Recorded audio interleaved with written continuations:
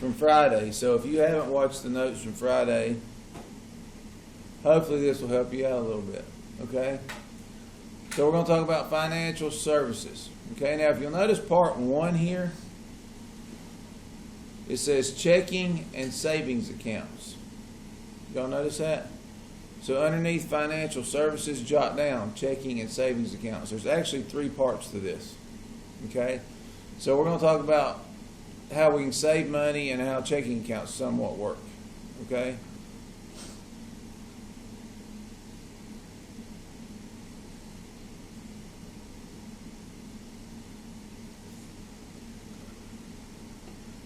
So financial services.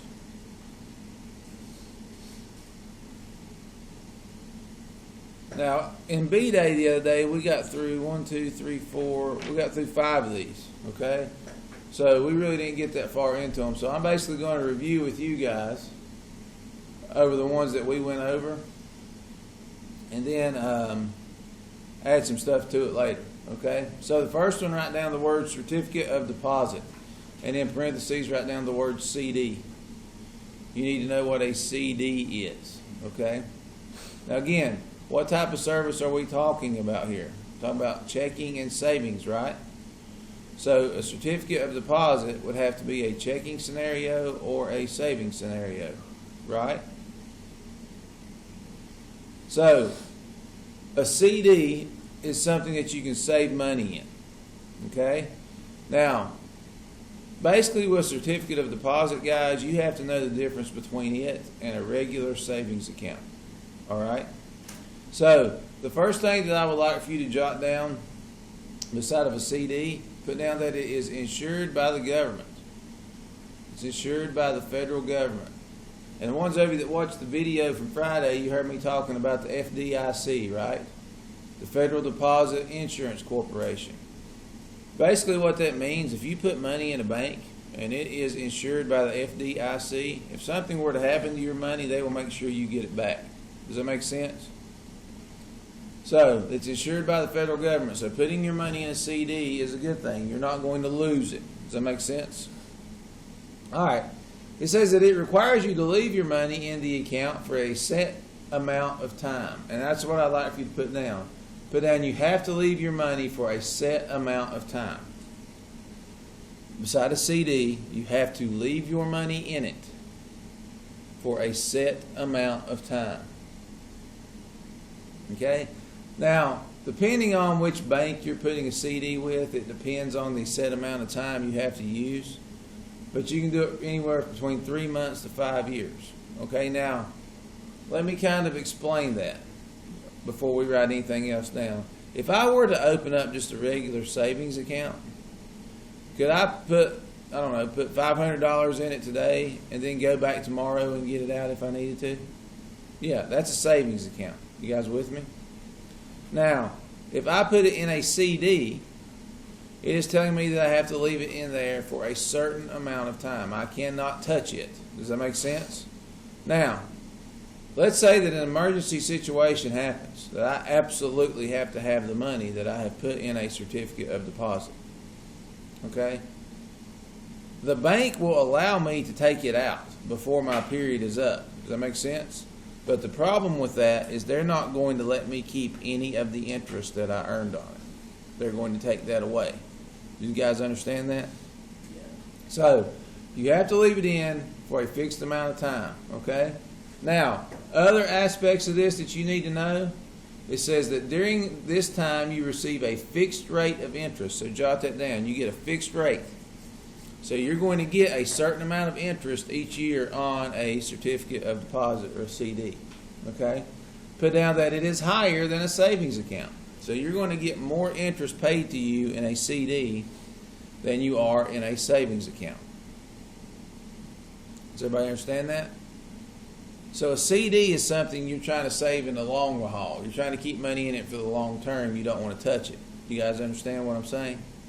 So, key points here. It's insured by the federal government. You have to leave your money in a CD for a certain amount of time. You get a fixed rate of interest on it, which is higher than a savings account. Now, again, the last thing, if you were to remove your money before your time was up, what happens to all the interest you've earned? It's gone. The bank gets to keep it. Is everybody with me there? So if you remove your money early,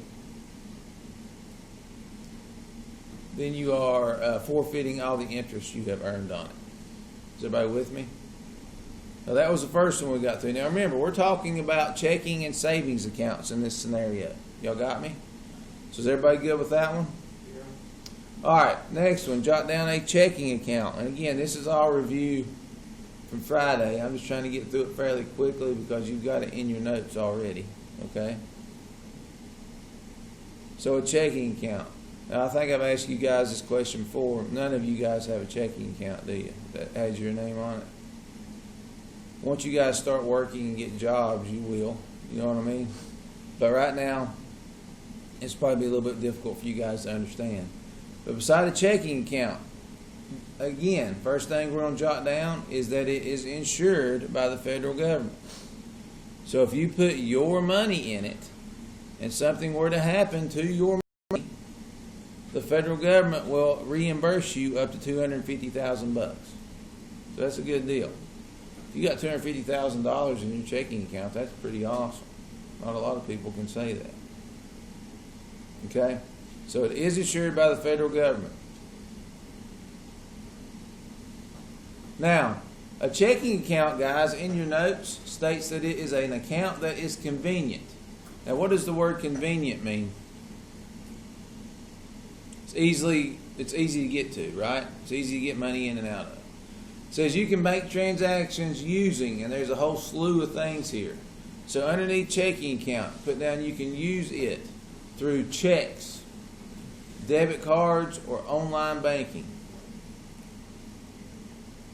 A checking account can be used through checks, debit cards, or online banking.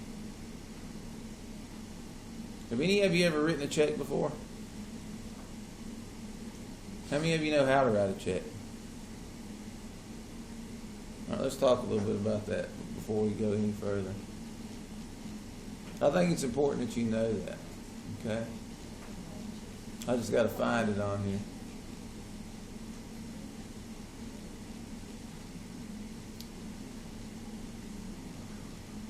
All right, so that's a check, okay? Most checks, guys, well, every check that you would, I'm trying to make it where you can see it. Every check that you see is going to have the name of the person, you guys with me? Their address, and probably a telephone number that they can get in touch with you. That way, if you write a check to someone and the money's not in your account, they have a way of getting in touch with you. Does that make sense? So your name, address, and most of the time phone number shows up on a check. That's everybody's. Usually in the top left-hand corner. Y'all got me? Over here, it's usually whatever check number you're about to write. Normally people start at 100, I think. So it would be like 0100. You got me? And it just goes up. The reason they give you a check number is because when you get your statements in the mail, it'll have whatever check numbers that have been cashed on it. Does that make sense? And you will write these in order. So like this individual, the next check they write will be number 0994. Next one 0995, so forth and so on. The reason they do that is so you can keep up. Well, okay, 100 was cashed, 101 was cashed, and now it jumps up to 103. So that means that check 102 hasn't been cashed yet. I may need to call whoever I wrote that to and see what the problem is. See what I'm getting at? Helps you keep up with things. Obviously, you need to put the date on it because most checks have to be cashed within 90 days of them being written or they're voided. Okay? And then to the nuts and bolts of it. The first thing it says, pay to the order of. In this scenario, Sarah Jones is writing a check to Sylvia Rodriguez. Okay? She is writing her a check for $100.35. Now here's the kicker when you write a check, and this is what I like to tell people. I wouldn't write it the way that she wrote it right here. Forgot my mask. Here's why.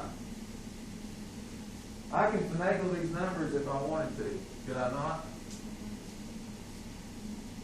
Most people should write it like this. When they put the $100.35, they should write the 35 really small and then put it over 100. That way people know it's 35 cents. Does that make sense? Now, if I wanted to be a jerk, look how easily I can manipulate this.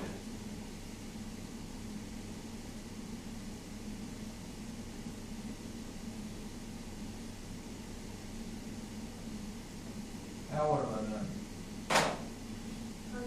Now I'm at 100,000, right? That's a lot different than $100. Now, the bank or the checking account make sure people don't do that. So here's how they do that. They make you write out exactly how much you're writing the check for on this line right here. It would be hard for me to change this to 100,000, right? I can manipulate that, but it would be hard for me to do that there. Okay, so after you write the check actual numbers out, in this line you write down exactly how much you're writing the check for in words. You guys understand that? So $100.35. Okay? Then at the bottom, you obviously sign it, where you see where it says signature with Sarah Jones. And then over to the left it says memo and notes. She wrote that check for what? Used furniture. Sarah Jones bought used furniture from Sylvia Rodriguez for $100. So that's everything we need to know. That little stamp right there could be anywhere on a check, and it's usually whatever bank you're using. Okay? These numbers at the bottom are significant. These are your account number. These are a routing number. And then obviously that number is your check number. But all that information is imperative for your bank. So that's exactly how you write a check. Does that make sense? So there's actually not a lot to it. But you just got to keep up with how much money you're spending. Okay, and we'll talk about transactions and that sort of stuff later. Does anybody have any questions as far as how a check goes? Pretty simple, isn't it? Okay. Let's go back up here.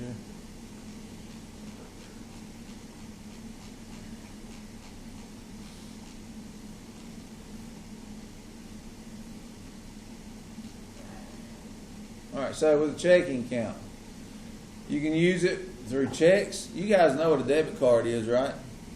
A debit card, guys, is the exact same thing as writing a check. The only difference is who's keeping up with it. The bank is online, right? If I write a check, I have to write down all that stuff in a transaction book. I have to keep up with it. If I use my debit card, the bank keeps up with it for me. Okay? It says there may be a fee for checks. The account pays low or no interest, and it may require a minimum balance to avoid a monthly maintenance fee. So we'll jot some of that down. Put down that some banks charge a fee for checks, like you may have to buy your checks. I remember back when I first got my first checking account, it cost me like $25 to buy 500 checks. And they would take that money out of your checking account. So you actually would have to pay to buy checks. I'm sure some people still buy checks to this day. Okay? And then put down that there are very low or no interest paid on checking accounts. So what type of money goes into a checking account? How do you put money in a checking account? It's literally the money you earn, right? You're not drawing any interest on this. It's just what they have. Okay? So is everybody good on a checking savings account? Makes sense, guys? All right. Next one here, we skipped a few of these. I actually skipped deposit insurance, but then I realized that I probably needed to talk about it because of the FDIC here. So jot down deposit insurance. This one doesn't take a lot, but is extremely important to understand.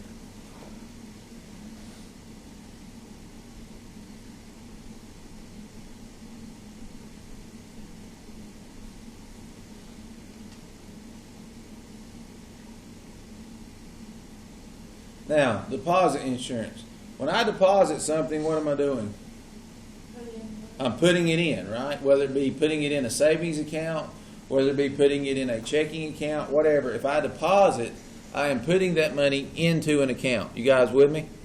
So, deposit insurance says that it's the federal government reimburses depositors up to how much money? $250,000 if the financial institution fails. So, for example, if I have a checking account that has $500 in it and I've got a savings account that has $5,000 in it, and the bank that I'm keeping all my information at goes under, it fails, it goes bankrupt for whatever reason, okay? The federal government says we'll make sure you get your money back because it's insured up to $250,000. So if I have $250,000 or less in a bank, and that bank goes kapooey, goes out of business, can I get my money back? Yes, as long as that bank is insured by what? The Federal Deposit Insurance Corporation, which is the FDIC. I will ask you what those 4 letters stand for, so make sure you jot this down. So beside the deposit insurance, put down that it will reimburse up to $250,000 if the institution fails. So wherever you're keeping your money, if they are insured by the FDIC, you will get your money back up to $250,000.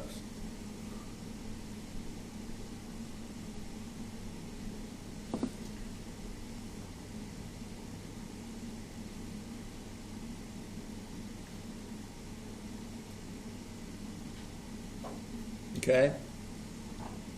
And then simply write down FDIC, which stands for the Federal Deposit. Can I highlight on this? No. Federal Deposit Insurance Corporation.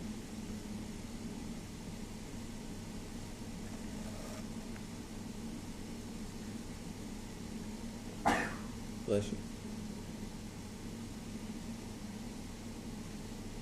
Now again, those 3 things we talked about on Friday, so you should see the notes on it, okay? We good there? Does all this make sense? Tell me if it don't. What about you, Lopez? Everything good over there, buddy? Yeah. All right, man. All right, we're going to skip the money market deposit account.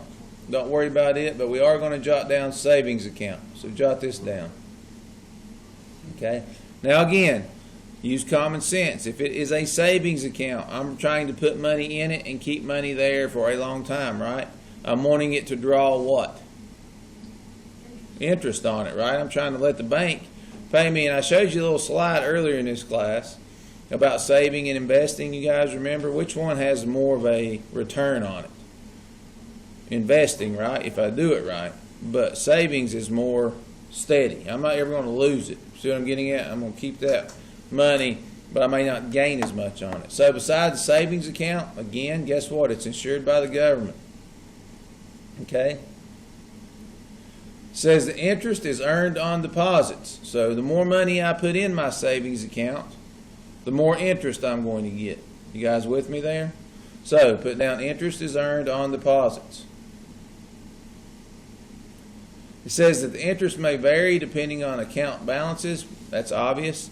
Because if I get a 2% interest rate on $50, that's going to be less than a 2% interest rate on $100. Y'all see what I'm getting at there?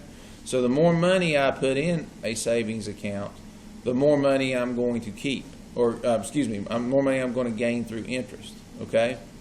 Now, the big difference here, and the only reason we're really talking about a savings account is because we're going to compare it up here to a CD. I told you that a CD, you have to keep your money in there for so long, right? It's a requirement. And if you take it out, you lose the interest rate on it, right?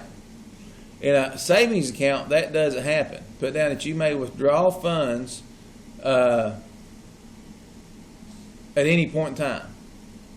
You can withdraw money from a savings at any point in time. Okay? Now, some savings accounts may have penalties on it, but most don't, okay? Because the banks look at it like this. If you're taking money out of your savings account, are they going to have to pay you as much interest on it? No, because there's not as much money in it, okay? And then lastly, put down that they draw lower interest than on a CD. A savings account has lower interest than on a CD.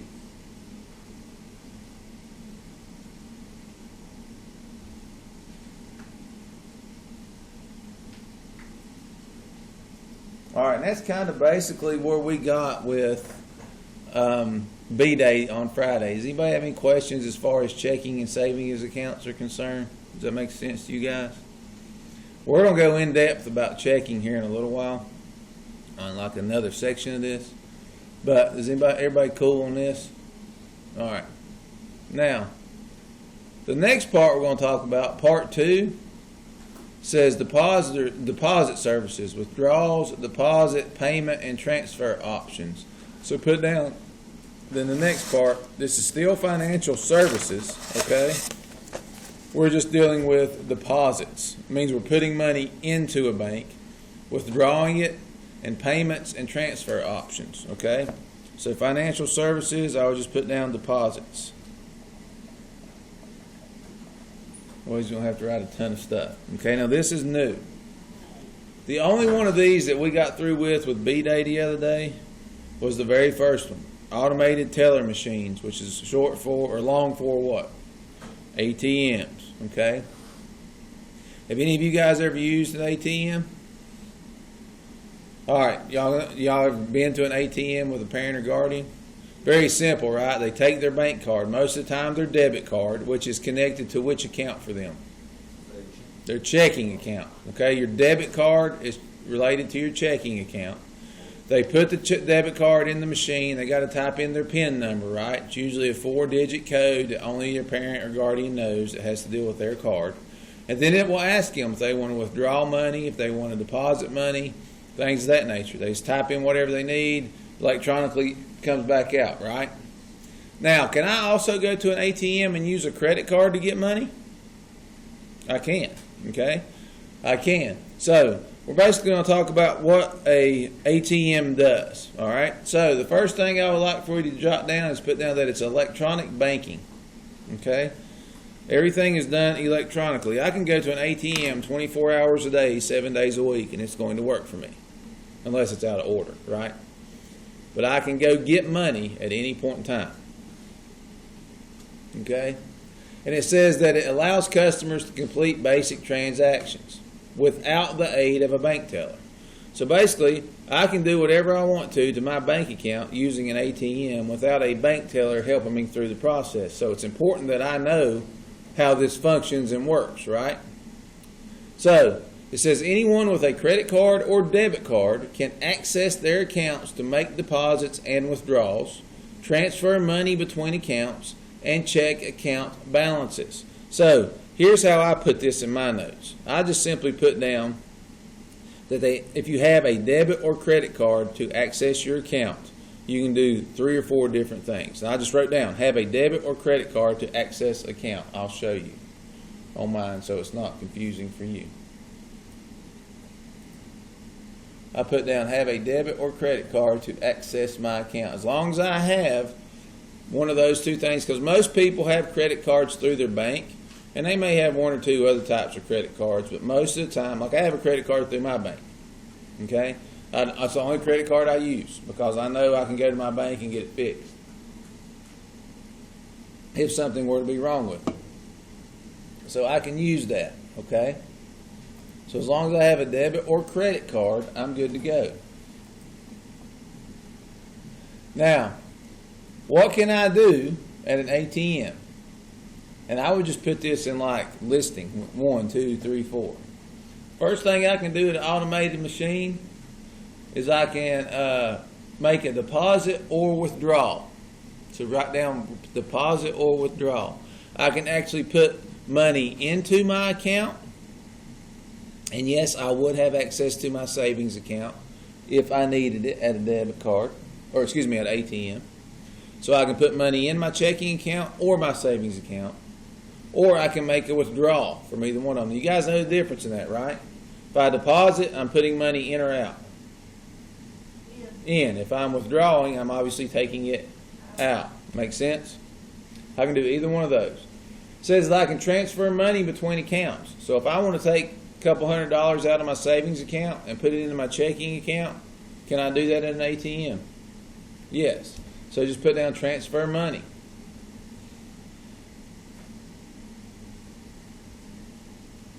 And then obviously I can check my balances. So they will give me a receipt at the end of my transaction to show me what exactly I've done. Okay? And it'll let me know how much money I have in my account.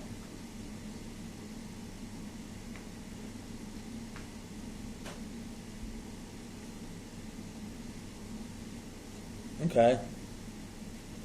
Now, does anybody have any questions about that so far? ATM makes sense?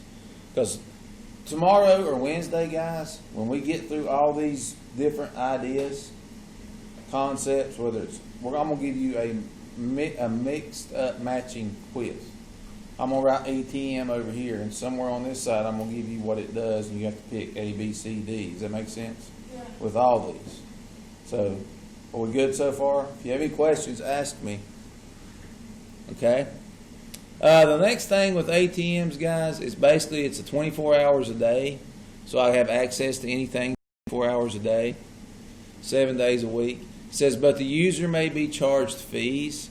You don't have to write that part down, but just hear me out on it. If I bank with the Bank of America and I go to a Bank of America ATM, are they going to charge me a fee for using their product? Probably not, because I'm a customer of theirs. Does that make sense? Now, if I'm a Bank of America customer and I go try to use Grayson National Bank's ATM, could they charge me a fee? Yeah, because it's an account that they don't have record of. You guys understand that? So if you're off one of these days somewhere and you put your ATM card in a bank that you don't have an account with, they're probably going to charge you a fee to use their machine. So, but as long as you use the machine that's incorporated with your bank, you'll be good to go. Okay? So the very last thing that I would put down under automated teller machines is it's 24 hours a day, 7 days a week. It's convenient. I can get to my money at any point in time. Okay?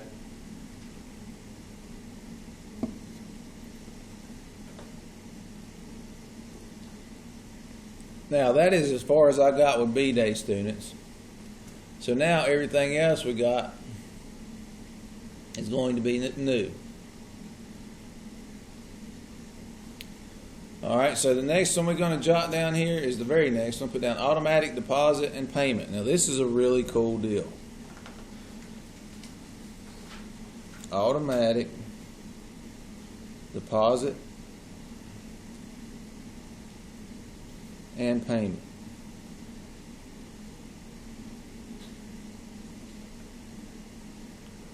Now, guys, let's use some common sense here. If I'm saying automatic deposit, that means that whoever I'm working for is automatically putting my money in my checking account without me having to do anything, right? They just simply do it. Carroll County Public Schools does that for all their employees. I have literally never seen a dollar that I have made at Carroll County. I worked here almost 15 years, and as far as them giving me a check for me to go cash, it's never happened. All the money I get comes through my email. They just tell me how much is going into my account. It's really convenient. I don't have to deal with it. You know what I'm saying? You guys would like that too if you ever work or have a job that offers direct deposit. And then you have automatic payment. You can set up in your bank account certain times of the month when you want things to come out. Like, for example, most people make their house payment at the very beginning of the month. Okay? You can set up in your bank account, I want my house payment to come out on the 2nd of every month. It automatically takes it out. You don't have to deal with it. You know what I'm getting at? So it helps you in that order. So underneath automatic deposit and payment, it says users can direct their employer to deposit their paychecks directly into their bank account or transfer money directly from their account to pay bills to businesses or a certain date of each month. So we're going to shorten all that. It says automatic deposit and payment. Put down direct deposits. And what I mean by direct deposits is the same thing as automatic deposit. Direct deposit straight to bank account. Okay? The employer does that. Let me pull this over so you can see how I'm writing it. That way it'll make more sense. Okay? So direct deposit straight to bank account. So there's no need for me to go to the bank. There's no need for me to fill out a transaction sheet. There's nothing. My employer does all of it for me. Okay? Direct deposit straight to my bank account. When it comes to payments can be made on certain days of the month.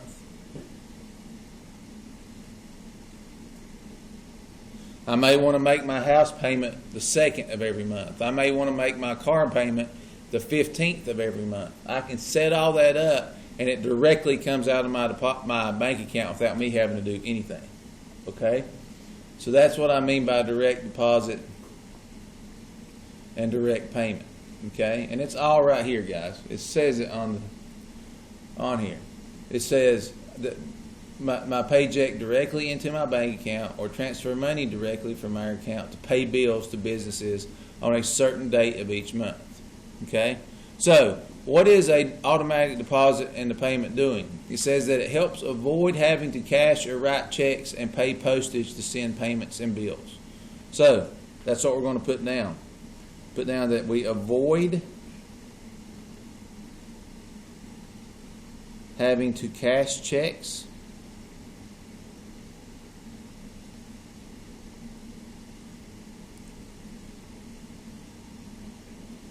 or write checks. So we don't have to make a special trip to the bank to cash a check. We don't have to make a special trip to the bank to write a check to get money. Okay? And then obviously we do not pay postage on bills. No postage if automatically paid.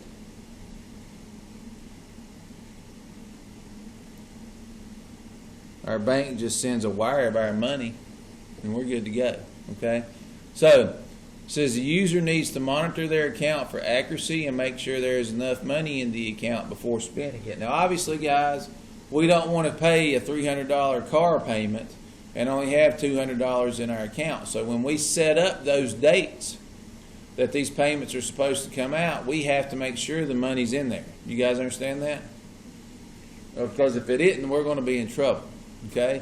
So again, that's another thing that our bank will offer. Automatic deposit, which means they'll directly deposit your check for you. You don't have to deal with it. And they'll pay some of your bills. My wife and I literally pay all of our bills on certain days of the month. All we do is just check our account. Like, it's great. We don't ever write out anything. It's awesome. Okay? All right, the next one we got. I know I'm throwing a lot at you guys, but we got to get through this because we only got 9 weeks. The next one, you got debit card.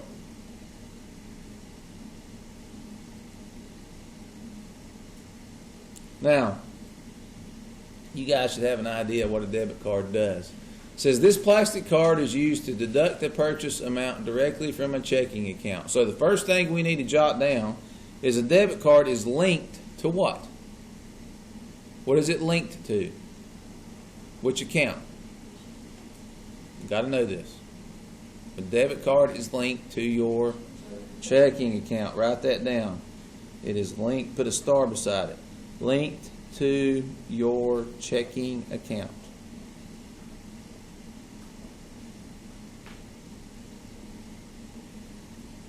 Okay? So, if I'm using something that is directly linked to my checking account, I better know how much money I have in that account, right? Before I just start swiping away. Does that make sense? So a debit card is directly associated with your checking account. It says it is safer and more convenient than carrying cash, and the user is not responsible for all purchases made with a stolen card, provided the theft is promptly reported to the financial institution. So, next thing we're going to put beside a debit card, put down it is safer, it's right here, safer and more convenient than carrying cash.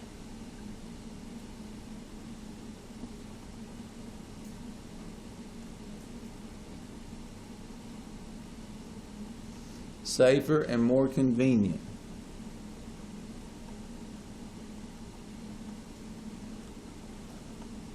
And here's what the book is meaning by it's safer.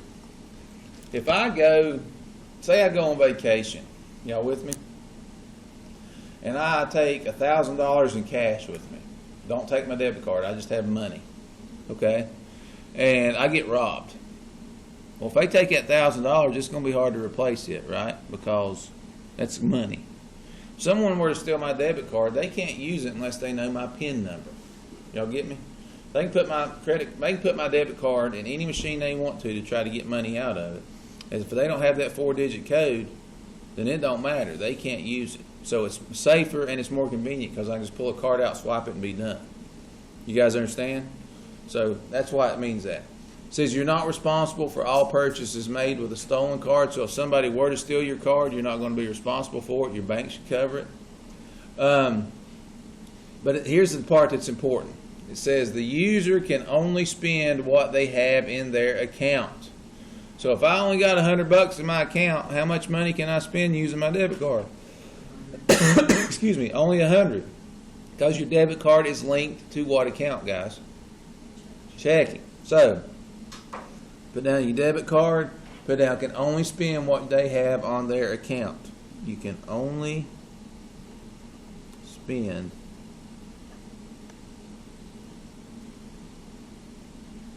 what you have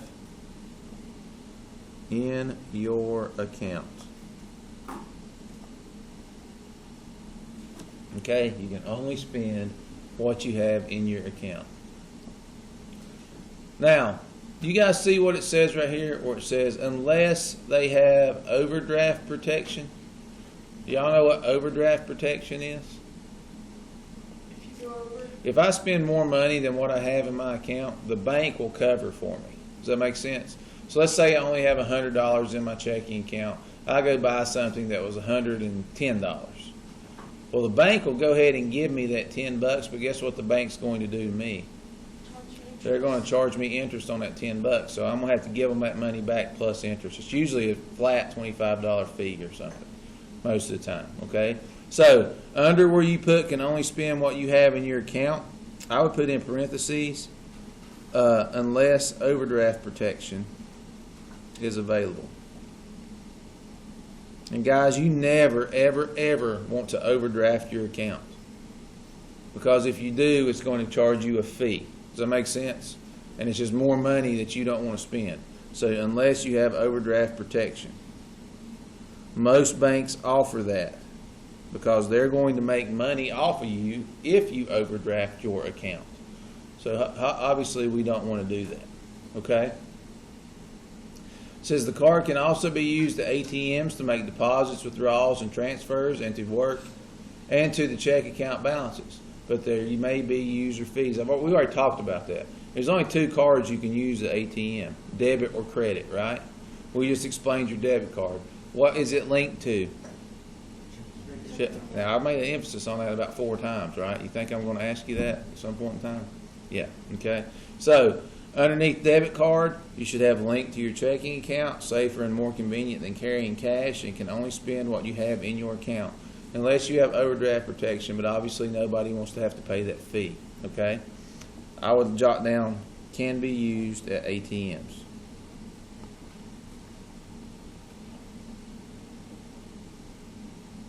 Which we should already know because we wrote it under ATMs. Okay? So far so good. I know I'm throwing a lot at you guys, but we got to get through this. Okay? Alright. Next one, money order. We kind of talked about it the other day.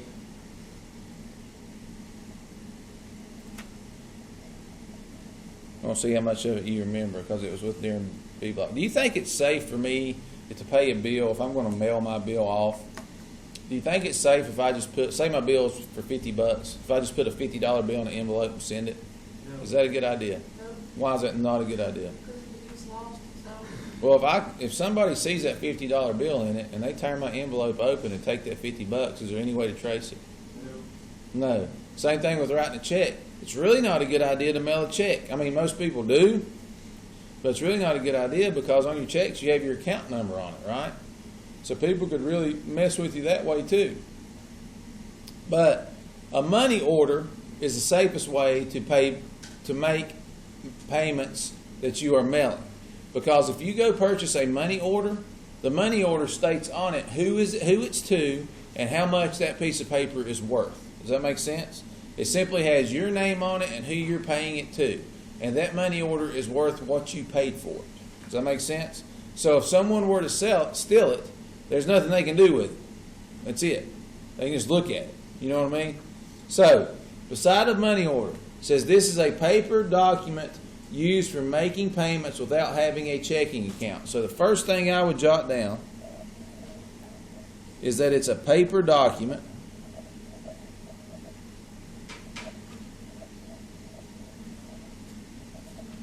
It's a paper document used to make payments.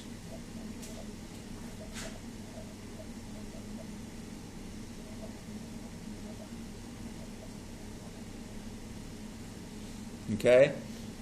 Without having a checking account.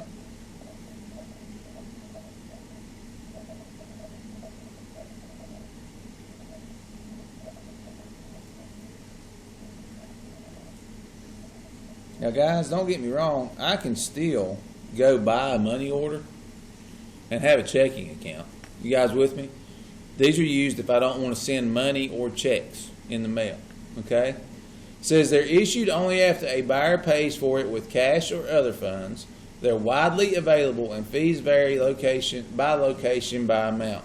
So basically, it's a paper document used to make payments without having a checking account.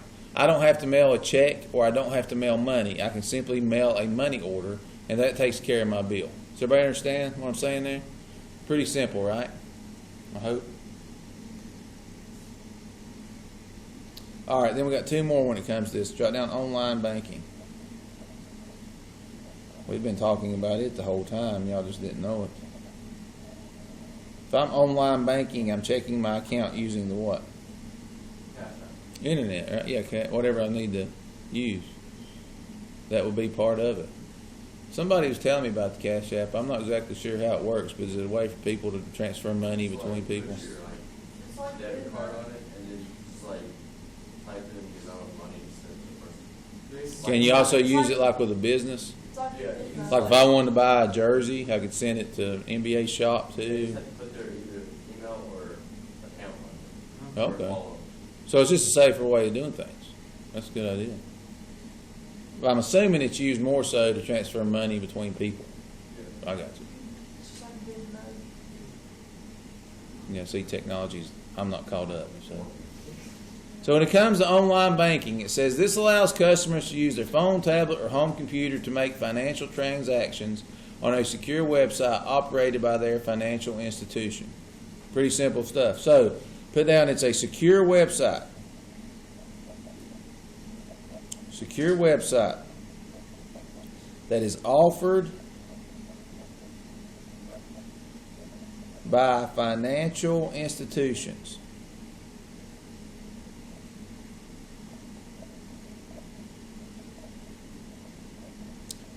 Guys, every bank that I can think of right now has a secure website. Because if they don't, they're playing behind the eight ball, so to speak. They're behind the times. Y'all with me? So it's a secure website offered by financial institutions. Okay? And what do we use it for? It says that we can make financial transactions on a secure website. Okay, so jot that down. Make financial transactions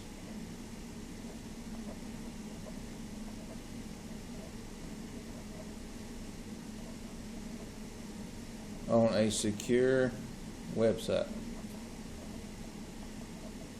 So could I go online with my financial institution and move money from my checking account to my savings account? Yeah. Could I take money out of my savings account and maybe invest it in something? Yeah, I can do all those things from the convenience of my house if I want to. Most people, like you guys said, have an app. Most banks have an app. You can do the majority of that through. Okay? It says they may transfer money between accounts and make a deposit or pay bills 24 hours a day. Users need to monitor their account so they have enough money to pay their bills. Same idea, guys. You got to monitor everything to make sure you have the money. But online banking, obviously, secure website offered by institutions to make transactions on a secure website. Everybody has it. Okay? The next one here, we just talked about earlier. It's called overdraft protection.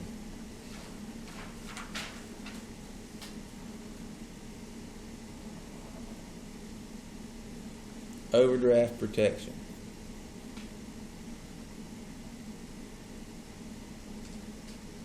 And I've already explained this to you. What happens if you overdraft your account? The bank. You've used too much. You've used more money than you have, right? So overdraft protection basically means that the bank will cover your overdraft. So if I'm going to buy something for $110 and I only got $100, they'll let me borrow that $10 and say, okay, you just messed up. They're going to make you pay them back plus a fee. Most of the time that fee is anywhere between $25 and $35. So not only are you going to have to pay that $10 back, but you're also going to have to pay the fee. Does that make sense? So overdraft protection, put down that it's an automatic loan. It's an automatic loan from a financial institution. So that could be a bank, it could be a credit union, it could be a cash checking or check cashing store, payday loan store. Automatic loan from a financial institution to cover an overdraft.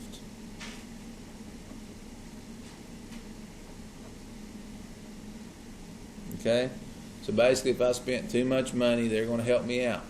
It says, which happens when a withdrawal is greater than the amount of money in a checking account. Next thing, put down that their user must pay a fee.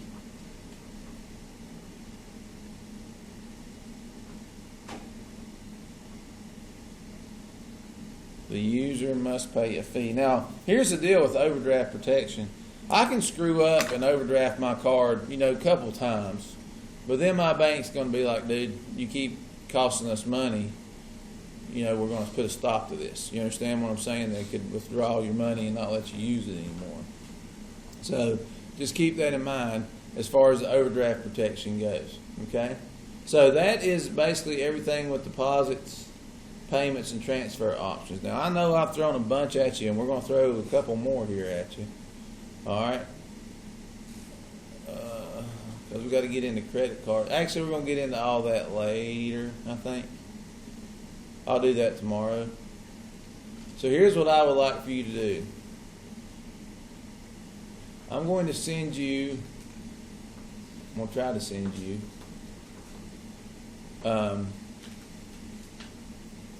this piece of paper right here. It gives you a scenario. It says, choose a financial service listed in exercises 9.1 and 9.2 that you would recommend in the scenario you are assigned. Write the financial service you recommend, its advantage and disadvantage, and the reasoning you would use that for that decision. So, actually, instead of sending this to you, let's just do it in class because I got enough to freaking. Let's just do it in class because I got a bunch to grade. Okay. So, financial service number 1. It says you have just started work at your first job and you want to save $2,000 to use as a deposit to buy a used car. So you're trying to save money essentially, okay? It says you currently have a regular savings account, but you would like to earn higher interest and not be able to take the money out for 2 years when you plan to buy the car. So which financial service would you recommend? You're trying to save money. The only 2 types of saving that I have explained to you guys is actual savings account, right? And what's the other one? A CD, a certificate of deposit, right? So the recommended financial service would be a CD here, because when you put money in a CD, are you allowed to take it out? You can, but you're not going to get your interest on it, right? But they require you to keep it in there for so long. So I'll put down a CD, and you don't got to write these down, but you see what I'm getting at, right? Yeah. The advantage of that would be you can't take your money out for over a certain period of time, right? The disadvantage is also the advantage of it. You see what I'm getting? The advantage is I want to be able to save that money to buy a car. You guys with me? But the disadvantage is I can't take that money out for ever how long they told me I have to keep it in there. Does that make sense?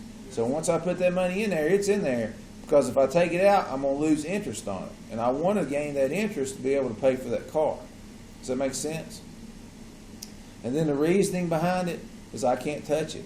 I want to be able to save that money. So you guys see why that one's CD, right? Okay, the next one. It says financial service scenario number 2. You have a checking account with a $500 balance. but your bank is not currently open. You are leaving to visit out-of-town friends and want cash now to take with you for the weekend. So what would I have to use in order to get cash if my bank is closed? An ATM, right? I just simply go to an ATM. The advantages of that is I can do everything I need to do from there just like I can at a bank. I'm just not getting to talk to anybody. Y'all see that? Makes sense? All right. It says you want to buy a new microwave oven for $100 for your apartment. It is the end of the month and your checking account balance is too low. You have a credit card with a limit of $500 and an outstanding balance of $200. You guys know what an outstanding balance is?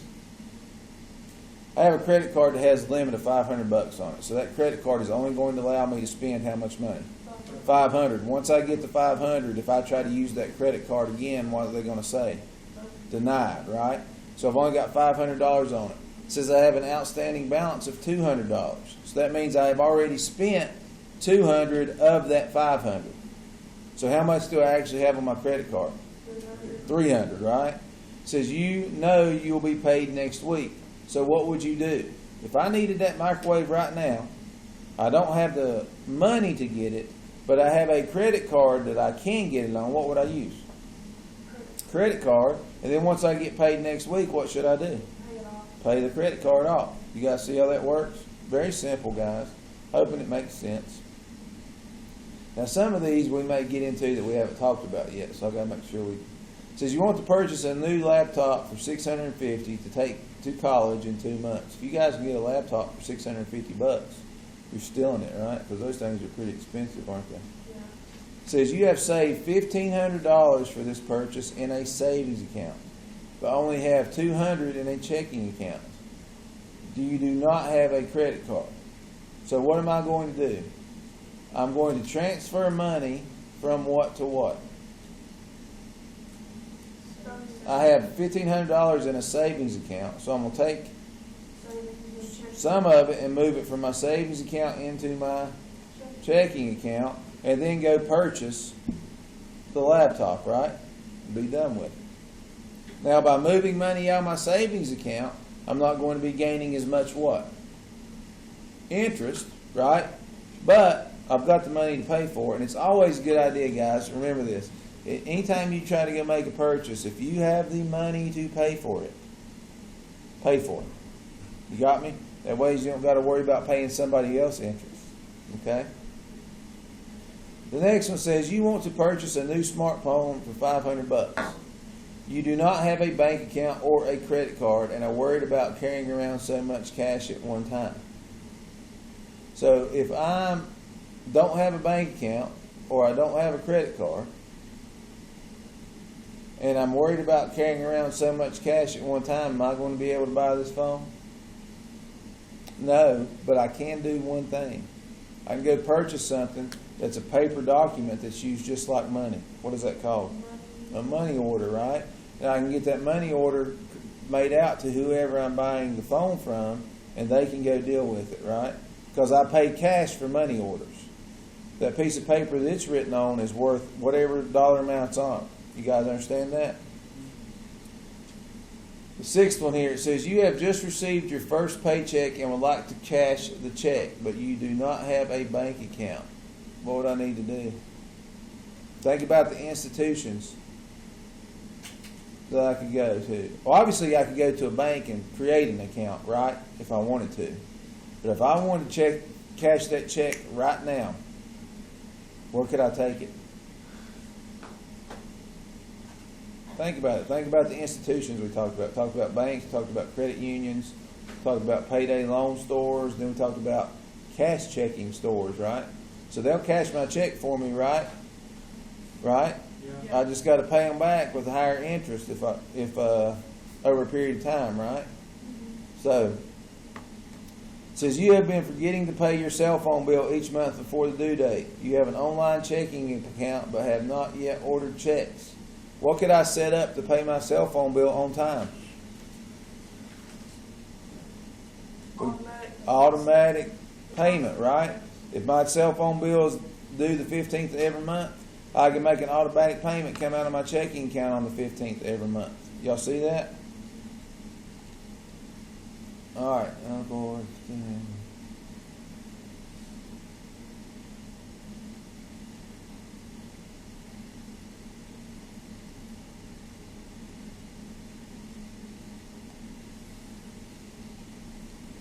All right. So basically, guys, we're through about half of this banking stuff. Does that make sense? Tomorrow, when you come in, we're going to start right here with deposit services, talking about person-to-person accounts, P2Ps, prepaid debit cards, and wire transfers. Then we're going to get into credit cards.